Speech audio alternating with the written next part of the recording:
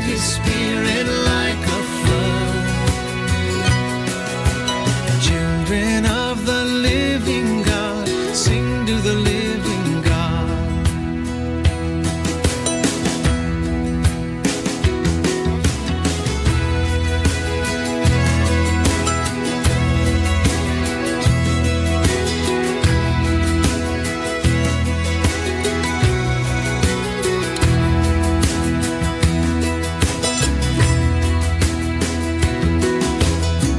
For the morning when he comes in the clouds, glorious sun. Sing for the morning when he comes, sing to the living God.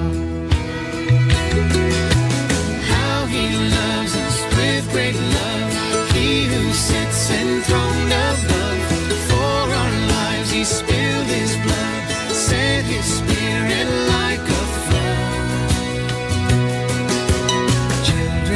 Of the living God, sing to the living God.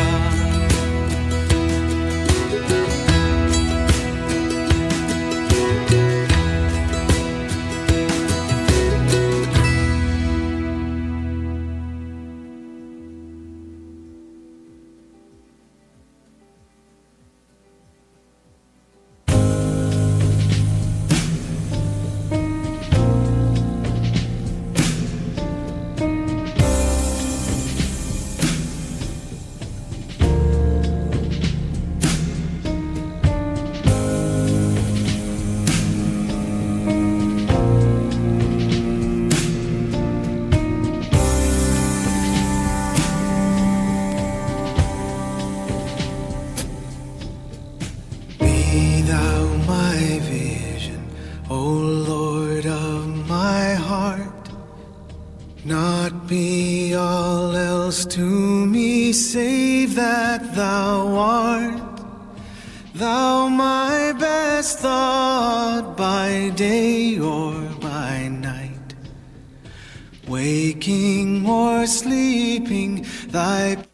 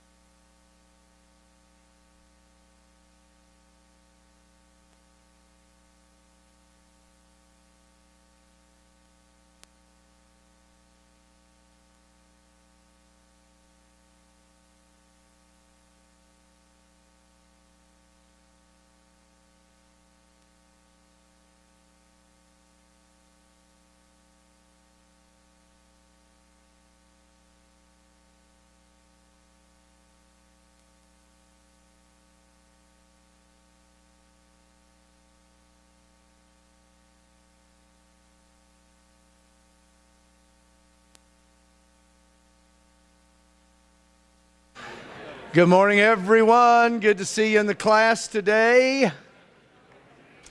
If you're a guest here, we're so glad to have you. If you do not have an outline that has this artwork on it that says Part 8, maybe Hitler was right after all, you need one of these outlines. And one of Hitler's henchmen right there, that tall guy with a dark sweater, is a Nazi himself, and he's passing out these outlines. So just get that Nazi's attention and he'll get you one. Gary, we have a hand up in the air up here, up on the very front row. We have one right here. Pam, are you out? Okay, then Gary has some. Guys, if you'll just lift your hand, he'll get you an outline. What'd Hadley do with yours? Did he steal it?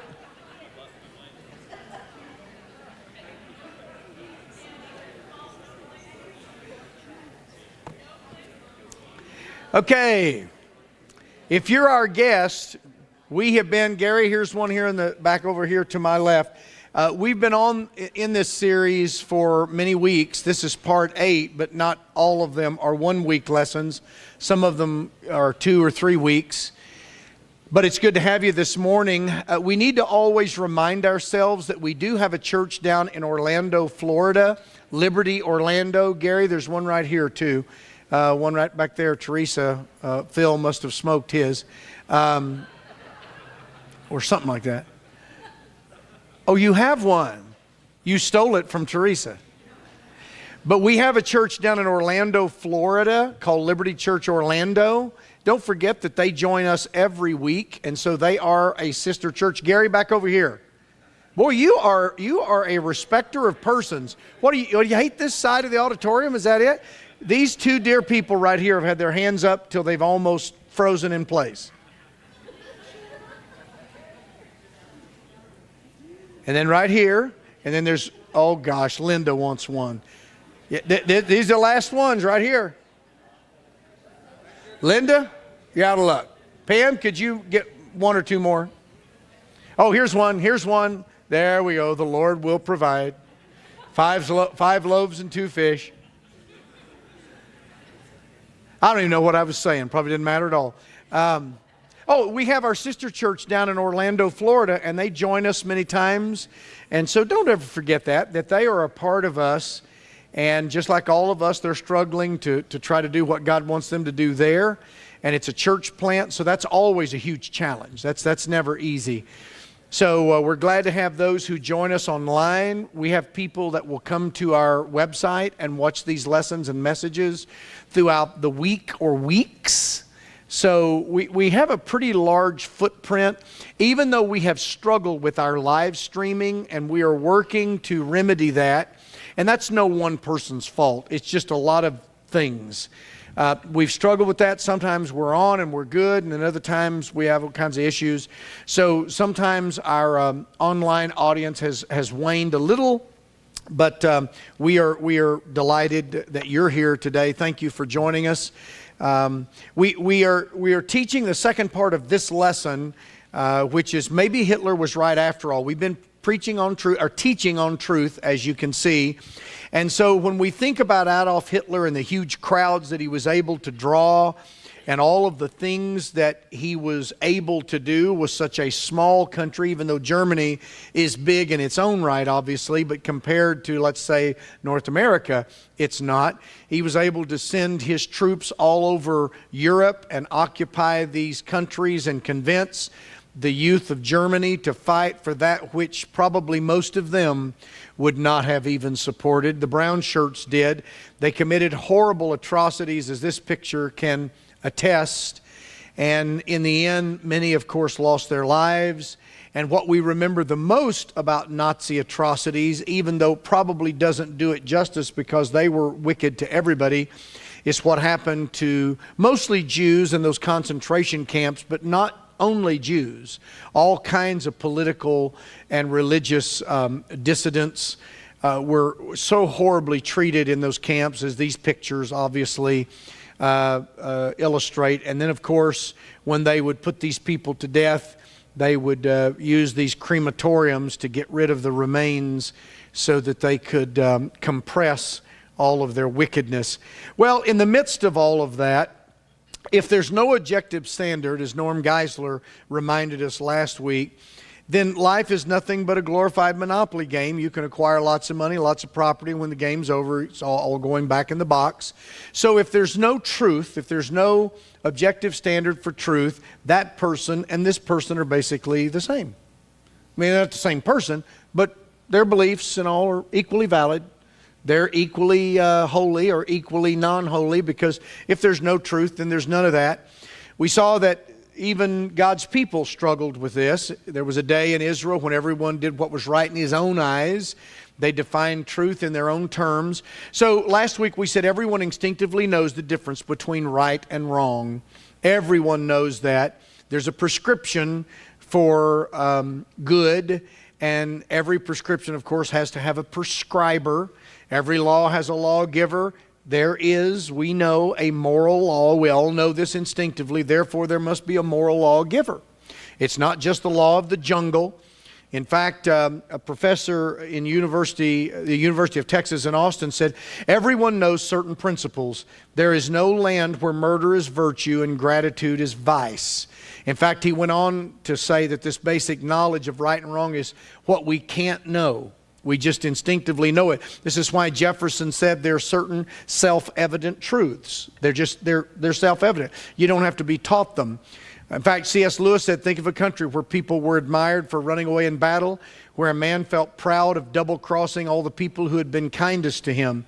You might just as well try to imagine a country where 2 and 2 made 5 until Common Core math, of course. Then when that came along, that happened too. Well, we live in a land today where that's kind of the rule. So the second thing that we saw is that moral law is undeniable. The father of situational ethics, Joseph Fletcher, said the situationalist avoids words like never, perfect, always. He avoids them like the plague, as he avoids absolutely. They don't want these. So those who deny all values definitely value their right to make that denial. So in other words, they're a contradiction of their own said philosophy. They say there's no moral values, but they value their right to say that. Well, then there's moral values. This is like saying one should never say never. We should always avoid using the word always. See, it's circular reasoning. It's self-incriminating. Our reactions, number 3, help us to discover the existence of moral law. To prove that the moral law is written on the minds and hearts of all people, treat them unfairly or immorally, and watch what happens. I know I'm going through this quickly, but that's what we covered last week. So if someone says, well, I don't believe in the moral law, well, then do something awful to them and watch how quickly they believe in the moral law. I've often said, somebody says, well, this is my truth and your truth. And so my truth is you can go into any store in certain cities in America, and as long as you don't steal $1,000 worth of stuff, we're not going to prosecute. You realize there are towns now in the U.S. where you can do that. So stores are having to abandon parts of New York City, for instance, because people can go in there and steal $950 worth of stuff, and they're not going to be prosecuted. Now just imagine if you do that on a daily basis.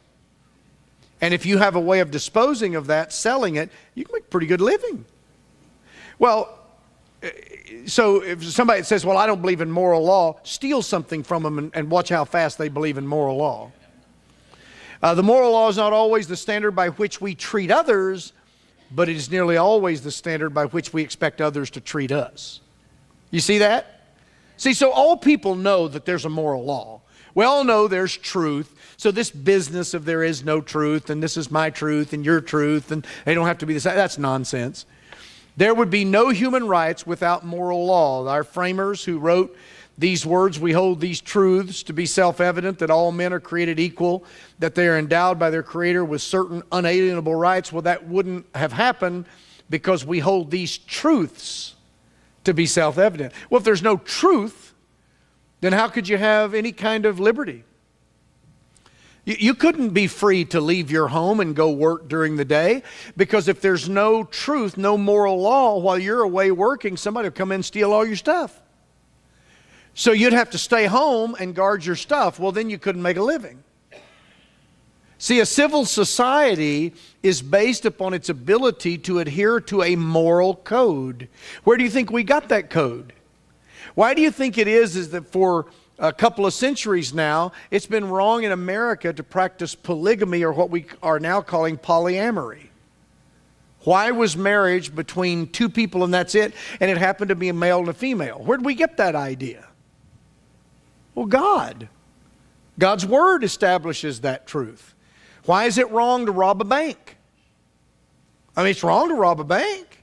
A few bank robbers don't think so, but they eventually figure out that it was wrong. But why is it that that's wrong? Why have we decided all of these things are wrong or are right? Did we just kind of sit down one day and say, well, let's make a list of the things that we are going to decide are wrong. Let's make a list of those things. No, God made that list. See, this is why all of this is so. So, those who were being tried at the Nuremberg trials after World War II were convicted of violating what? basic human rights. And how do you know what those are? They're defined by moral law. That's why this is so important. Now, this is why I believe that today you probably couldn't have the Nuremberg trials. You probably couldn't have them. They'd get off on some kind of technicality. You know why? Because we have jettisoned our belief in moral law. We still do lip service to it, but we don't do it. Look at what is being done through the Department of Justice to these pro-life demonstrators. They're using vaguely written laws like the FACE Act to go into people's homes in the middle of the night or in the early hours of the morning, waving around fully automatic weapons, 20 or 30 FBI agents, to forcibly arrest those who are nonviolent people. And they have a history of being nonviolent. Look at what they did to Mike, the pillow guy, Mike Lindell, thank you. Stopped him, jumped on him at a Hardee's and took his phone from him. Now, how is that possible? Well, it's possible in a culture that has jettisoned moral law. Therefore, when moral law is gone, human rights don't exist. They're whatever we tell you they are. Well, once the government reserves the right to grant you rights, it also reserves the right to take those away. This is why our framers were so brilliant, but not so brilliant. They just read God's Word, and they understood. I'm not saying they were all believers, but they all had a respect for the principles in Scripture, and they understood that our rights don't come from government. Our rights come from God. In fact, governments come from people, not people from government. You got to remember that the colonies created what we call the federal government. And while they were doing that, they were in great fear and trembling that that doggone central government, or what some call general government, would overflow its banks. And they tried to put all these checks and balances. Well, guess what? Didn't work. And today now, we have a behemoth federal government, basically because of the disengagement of God's people. Half of us don't even vote, and the half that are registered to vote, half of us are not registered to vote. The half that are registered to vote, about 40% vote. Christians. Well, this is why. Then you say, well, why won't they? Because they're not led by their pastors to do it. Their pastors won't even touch those subjects. You know that. We've been over that a gajillion times. But you see all the connections? So see, there's no mystery as to why we're in the mess that we're in. Why we're repeating history again. Why we're walking down the very same road that those Nazis did. We're using the same, well, we're not, but the left are using the same arguments they used. What's the old saying? Those who do not learn from history are destined to repeat its mistakes. Notice it's always the mistakes. Why is that? Because we're fallen. You have to teach kids to do right. You don't have to teach them to do wrong. They got that from their grandmother. Right, guys? In my grandchildren's instance, that's totally true. So notice then, it's so important. These principles are so important. So we get to number 5. We cannot know justice, injustice, or right or wrong without the moral law. So there's no court system ultimately that you can count on. And notice how our court system in some places is failing us miserably. I just heard the story this week of a couple that had gotten crossways with some things, and they hadn't committed any crime whatsoever. They had not been indicted of a crime, but the FBI came in and seized all of their assets. They lost their home. They froze their bank accounts. Their bank accounts showed zero balance, and had they not had actual jobs at the time, they wouldn't have had any way to buy food for their children that week. You say, well, that can't happen in America. It's happening all the time. It's just the left news won't tell you.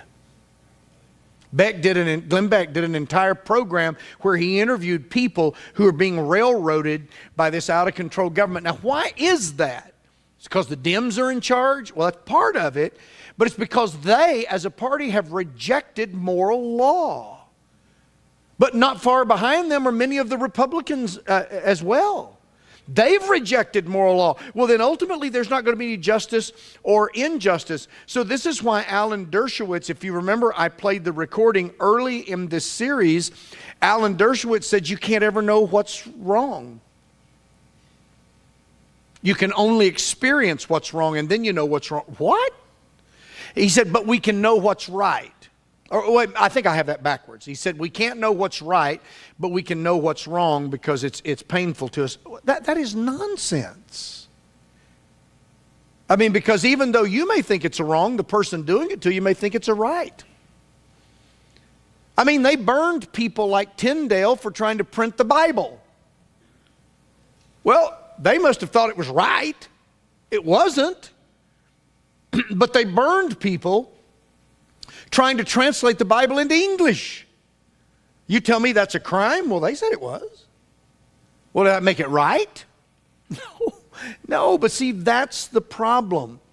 So when you have guys like Alan Dershowitz, that even though recently he stood on the right side of some things, he has a lifetime as a professor at Harvard teaching wrong concepts.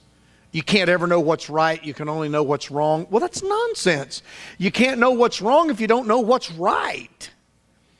So he says one cannot know what is wrong unless one knows what is right, vice versa. If one states that he has the truth that no one has, if one states he has the truth that no one has the truth, then he would have to know the truth himself. So in other words, if you say, well, there's a truth and the truth is there is no truth, well, then you must know what the truth is. So there must be truth. You see what I'm saying?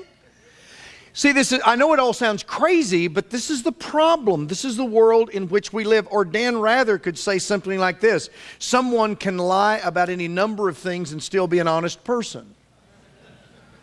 I played that recording for you a few weeks ago. I mean, he actually said that. He said it to Bill O'Reilly. Bill O'Reilly was interviewing him, and he said, a man, he was referring to Bill Clinton, he said, a man can lie about any number of things and still be an honest person. That's an oxymoron, unless you do not believe in moral law, but you believe in relativism, or what we used to call situational ethics. I decide what's right or wrong, and that may change by tomorrow. Now look at what's happening to us currently. Tell me that we're not under that kind of thinking in this age. That's why a series like this is so vital. So C.S. Lewis says, and realize that C.S. Lewis, before he became a Christian, was an atheist. He said, as an atheist, my argument against God was that the universe seems so cruel and unjust.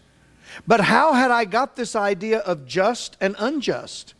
A man does not call a line crooked unless he has some idea of a straight line. What was I comparing this universe with when I called it unjust? You see, how could you know? How could you know if something's unjust if you don't know what's just? So you can't. So he said one of my fallacies was I had no standard. There was no standard by which I could tell whether the line was crooked or straight. You've heard this illustration before, but let me use it. We could take 4 or 5 of us and say, I want you to tell me how long or how wide you think this room is. We could all start guessing. And unless we know exactly, we're going to have to guess. Some would be better at guessing than others, but I bet you we'd all be wrong. You say, well, how will we know? I believe it's that long. Well, here's how we'd know. We get out a measuring tape and we actually stretch it out and we'll know exactly how long this room is. How? Well, that's a standard. See, that's a standard of measurement. Though we might guess close, we would be wrong. That's why we must have a standard. So Norman Geisler says, I've never met a Jewish person who believes that the Holocaust was just a matter, that should say matter, not natter, that the Holocaust was just a matter of opinion. I mean, even Dershowitz will get all steamed up over the Nazi concentration camps and all that if you start asking him about it. Well, just ask him if this is just a matter of opinion, Alan. Ask Mark Levin if the whole Jewish concentration camp treatment, all that, it's just a matter of opinion. They just had a different opinion than the Jews did, really. Because that's what we're hearing today, isn't it? Well, that's just your opinion. Really? So we just decide based upon opinion as to what's right or wrong. So this is how people in power could say, here's what we're going to do. We're going to hire an additional 87,000 IRS agents, and we're going to require that they take training in using firearms, and they must sign a willingness, sign a form that they are willing to use lethal force. Now just think about that for a moment. IRS agents, whether or not they'll ever be trained, we'll see. IRS agents who agree to use lethal force. To who? Upon who? I mean, what? First of all, I've never paid my taxes to an IRS agent. I've always paid them to the U.S. Treasury, either by automatic withdrawal from the bank or by writing a check. There's never been a need to send armed IRS agents to people's homes to wave a gun in their face and say, pay up your taxes or else. Now, we all laugh about this, but this is a lot like Robin Hood. Right? I mean, isn't that the scenario that is used to either fictionally or not create this figure known as Robin Hood? And many believe he was actually a real figure. Maybe he wasn't called Robin Hood as we know it, but it was the situation with no ethics, with no moral law. So therefore, he who has the guns makes the rules. For years in America, it's been the golden rule. He who had the gold made the rules. But now we've gone a step further, and we're going to force it. So I had someone ask me the other day, they said, well, isn't our tax system with the IRS voluntary? I said, here's how you can know. You know that Harry Reid argued that when he was still in Senate, right? Harry was a senator. Yeah, he argued in an interview that our tax system is voluntary. Well, then I'm not going to pay. I mean, if it's voluntary, then I'm not going to do it. What he meant was, he's playing with words. What he means is you've got to voluntarily file your taxes. That's what he meant. See, he's twisting with words. But we all know that if you don't file your taxes, of course the deadline is April the 15th of each year. If you don't voluntarily file your taxes, what will the IRS help you to do? They will help you to volunteer. So it's not a voluntary system. Because if it's voluntary, you can't audit people, you can't penalize people. By the way, notice that when you owe them money, there's interest that you pay them and penalties. When they owe you money, right. Here's another fallacy with the IRS, and unfortunately now it's becoming the FBI, this family that was accosted by the FBI. You are typically in America innocent until proven guilty. But now we've flipped it upside down. You are guilty until you can prove yourself innocent. Well, that's sometimes hard to do. It's very difficult to prove a negative. It's very hard to do. And so with the IRS, they can come in with what they call probable cause and not just audit you, they can freeze all your assets. And then you'll have to pay attorneys thousands and thousands of dollars to prove that you're innocent, and in the process may go bankrupt.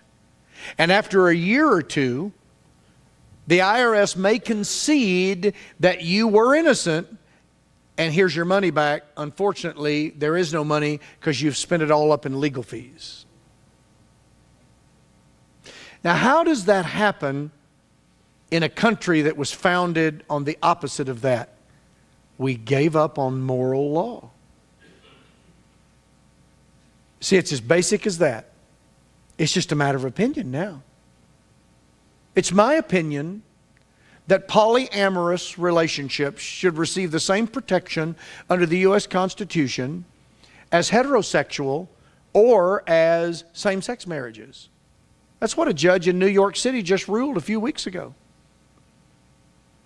And guys like Paul and I have been warning that not only was homosexual marriage going to be legalized, which now that's moot point.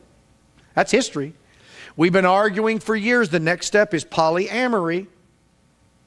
The next step after that is pedophilia. The next step after that will be legalized anything, including bestiality.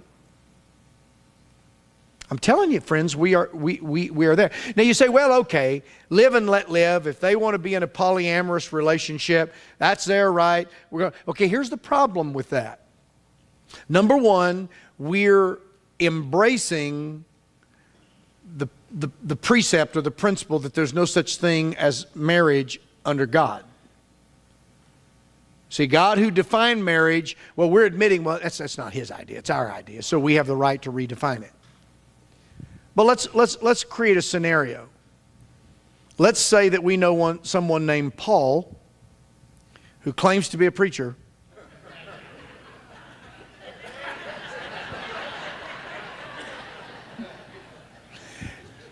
Who used to operate a vending business. And let's say in that vending business, he offers spousal health benefits as a way to entice good, solid workers and to reward hard work. He will not only cover the insurance of the person that he employs, but he'll cover the spouse, assuming that it will be one spouse. Now, what if someone he has hired decides they want to get into a polyamorous relationship, and there are 40 people involved in that polyamorous relationship? And the courts have said that deserves the same protection under the U.S. Constitution as original heterosexual marriage. And then this person comes to Paul and gives him a list of all of the beneficiaries who need to be added to his coverage. And Paul has to pick up the health insurance for another 39 spouses. You say that'll never happen in America. You hide and watch. So what would Paul be forced to do? Well, Paul would have to be forced then to stop giving spousal benefits to get away from that. Then what if the court said, well, Mr. Blair, you can't do that because you're violating their civil right. And so it looks like to us that you stopped giving spousal benefits because you don't agree with their right to be in a constitutionally protected polyamorous relationship. So they have the right to sue you. You think they will? What about all these bakers and others that are being sued by some of them, people they knew that they had a friendly relationship with, but the baker said, you know, I'm a Christian and I just can't bake a cake for a same-sex marriage. It violates my religious convictions. Well, the baker was found guilty and fined. See what I'm saying? So don't say this stuff doesn't affect me because I'm never going to be in a polyamorous relationship and it's just live and let live. No, it isn't live and let live. You're not living on an island by yourself. Paul often uses this illustration when he speaks at our training camps on Sunday evening, and he talks about how, I think it's on Sunday evening when he used it, but he says, if I lived on an island, and maybe it's Monday morning in the principles, but anyway, if I lived on an island and it was just me, I don't need curfew laws. I don't need signal lights, because it's just me. Now, if I have 2 people or 3 people or 4 people, the more people that we have, the more we have need of certain protections, right? Because we're going to start to violate each other's space and peace and quiet, all that kind of stuff. So you've heard it before. It's just like the guy who had been on the island for years and years and finally was rescued. And as they're sailing away and he's delighted to be saved, he's pointing out to them, said, now over there was my house where I lived. And then there's my church. And they said, well, what's that other structure? He said, oh, it's the church I used to go to, and I got mad at them, and I went to a different church. And they assumed he was a Baptist because, you know, that's what, he was the only guy there. So Geisler says, I've never met a Jewish person who believes that the Holocaust was just a matter of opinion. But today we're being told this is all a matter of opinion. So there's a huge difference in saying that meal was wonderful versus the Holocaust was wonderful. Now, no one would say that. But using the mentality of our age, it's just as right to say the Holocaust was wonderful as it is to say that meal was wonderful. Remember, with no objective truth, Hitler may have been right after all. Number 6, there is no way to measure moral differences without the moral law. C.S. Lewis says the standard that measures two things is something different from either. Just think about that. You'll know it's true. We have two sticks here. They're not the same length. We want to know what the length of each one of them is. Do we use the other one to measure the other one? No, we use something separate from them, which is a measuring tape or a ruler. And then we can know how long both of them are. Now, we can know how long each of them are in proportion to one another, but that doesn't tell us how long they are. So a standard of measurement is different from, so if the moral law doesn't exist, then statements like murder is evil, racism is wrong, racism is wrong, and child abuse is wrong have no objective meaning. Who says it's wrong? If truth is in the eye of the beholder, if I decide what truth is, and it's based upon my convictions, my opinions, then who's to say that racism is wrong? Maybe racism is a virtue. Now, we know it isn't. So I want to be real careful to say that really fast. Because somebody's going to say, they'll use that little clip and say, Fisher said racism is a virtue. No, I didn't. It is not a virtue. But see, we could say that if there's no such thing as moral standard, no such thing as moral law, moral truth. So this is how the Washington Times last year,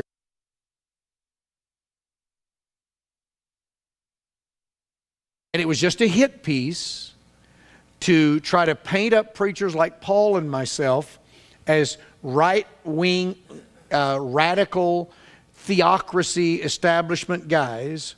So we're white Christian nationalists.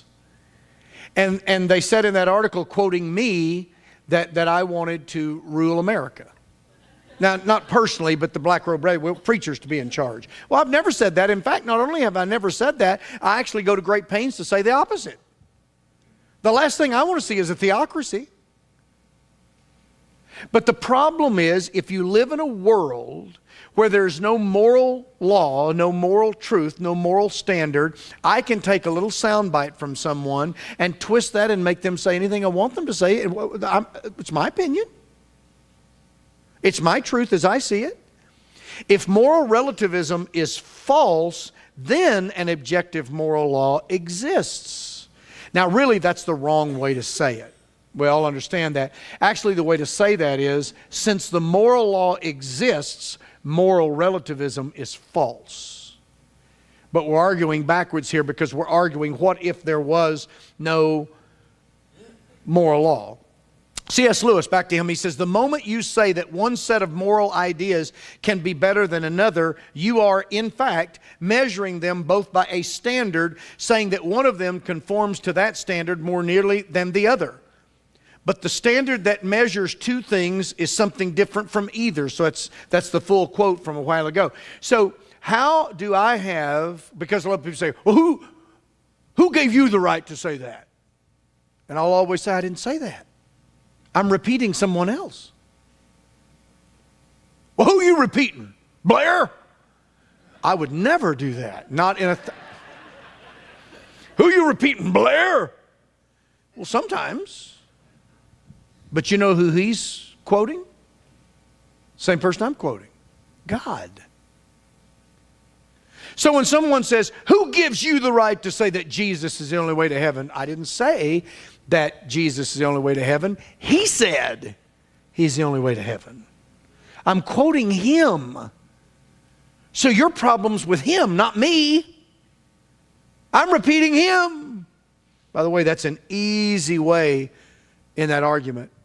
Lewis goes on to say, you are in fact comparing them, two different things, both with some real morality, admitting that there is such a thing as a real right, independent of what people think.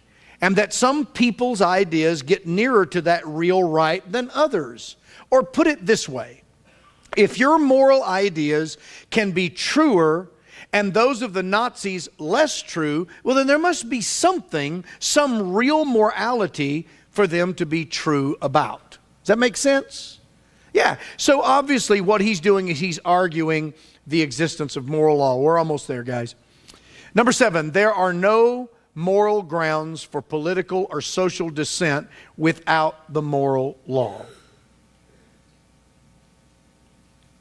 There are no grounds for political or social dissent without the moral law. How could you say this is an injustice if you don't know what justice is? How do you know? How do you know this was an injustice? This is how people, summer before last, could gather together and burn places and riot and call it the expression of justice, while news reporters are standing in front of the burning cars saying this is basically a peaceful demonstration. And the place is burning down behind them. This is how you do that. Or just like the guy that was trying to report the gusts of this storm, and I think, Paul, you're the one that played the video, and it shows 2 turkeys go walking by, and this guy standing like this reporting, and then behind him 2 guys just go walking by, you know. They blew his cover. No moral law. With no moral law, no position on any moral issue is objectively right or wrong. Who's to say that murdering a preborn baby is wrong? Who said that? Ronald Reagan. I've noticed all those in favor of abortion are already born. I want you to listen to this. This is out of the book, I Don't Have Enough Faith to Be an Atheist. Without a moral law, there would be nothing objectively wrong with Christians or Muslims forcibly imposing their religion on atheists.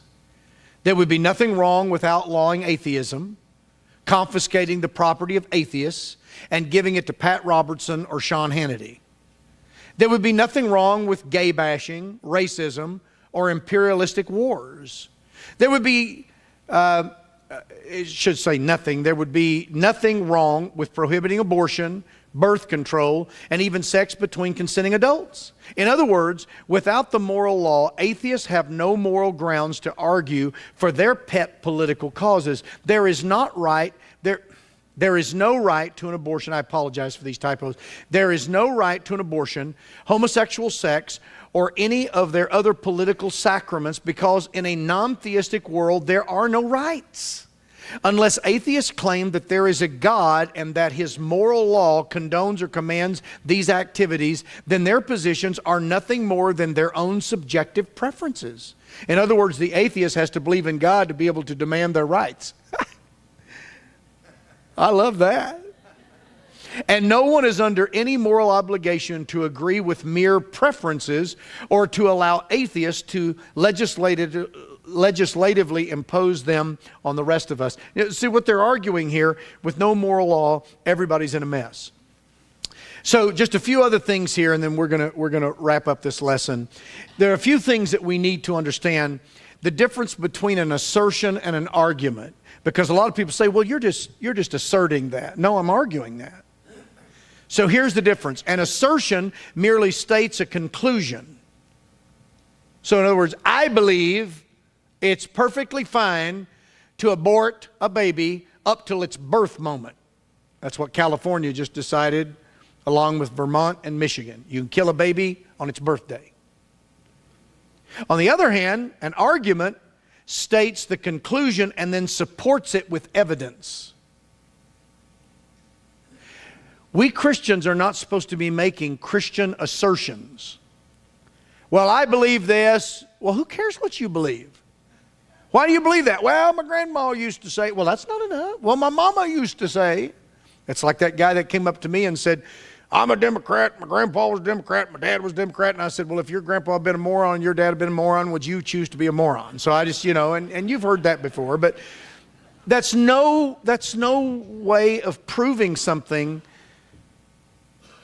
in a substantive way. So what is an assertion? Well, I just make a conclusion. I don't have any evidence to support it. What's an argument? Well, an argument has a conclusion, but it has evidence to support it. So that's why Paul wrote the booklet, Not Blind Faith. There's evidence to Christianity. We always talk about faith, but we talk about a kind of faith that the Bible doesn't actually require. The Bible gives evidence. Another couple of contrasts here. Absolute morals versus changing behavior. And of course, you'll hear these days, get with it, this is the 21st century. Well, the problem is with that, if everything changes with every generation, then none of us have any rights. There can be no courts, because you can't have justice, because you don't know what justice is. You don't know what injustice is. You don't know what just is. So you can't have any of this. And then, of course, the ends versus the means. The left is real good at justifying the means, because they say, well, what we want is good. We want to protect the planet, so we want to control you. See, we want to outlaw everything about you, because, well, who doesn't want to protect the planet? Last time I checked out, I live here. I'd like to protect it too. Why shouldn't people murder, rape, and steal to get what they want if there's nothing beyond this world? Why shouldn't they? See, they're experimenting with that in New York. If you steal less than $1,000, we're not going to prosecute you. Okay, great. I'm going to steal $999 worth. See, what I'd do as a crook is I'd go in and take the price tags and write down everything till I got to $999, and then I'd load it up and go home. Because I'm not going to be prosecuted. That's not stealing. Stealing begins once I've stolen $1,000 worth of stuff. So these stores are shutting down like crazy. Well, can you blame them? They say, we can't stay in business in a culture like this. No, but see, if there's no moral law, why can't you just kill and murder and rape and steal? Why should the powerful cooperate with the weaker when the powerful can survive longer by exploiting the weaker? This is how communism works. No God, no moral law. We do whatever we want to do. Hitler says in Mein Kampf, if nature does not wish that weaker individuals should mate with the stronger, she wishes even less that a superior race should intermingle with an inferior one, because in such cases, all her efforts throughout hundreds of thousands of years, Darwinism, to establish an evolutionary higher stage of being may thus be rendered futile. But such a preservation goes hand in hand with the inexorable law that it is the strongest and the best who must triumph, and that they have the right to endure. He would live must fight. He who does not wish to fight in this world where permanent struggle is the law of life has not the right to exist. So this is the thinking that brought us to the concentration camps. So here's Peter Singer. Peter Singer has argued that parents should have the right to have a 3-month return policy on a child, so they could kill it 3 months after it was born if they decided it just didn't work out. He says the life of a newborn, he's talking about a human, is of less value than the life of a pig, a dog, or a chimpanzee. By the way, so you'll know that he has some influence. He's a professor at Princeton. Singer believes that parents should be able to kill their newborn infants now. He reduced it from 3 months to 28 days. In his book, Created from Animals, The Moral Implications of Darwinism, James, I don't know if it's Rachel's or Raquel's, but anyway, what are we to say about them, the mentally handicapped? The natural conclusion, according to the doctrine we are considering, Darwinism, would be that their status is that of mere animals. And perhaps we should go on to conclude that they should be used as non-human animals are used, perhaps as laboratory subjects or as food. Now, he's not saying that's right. What he's saying is that Darwinism is right, that's right.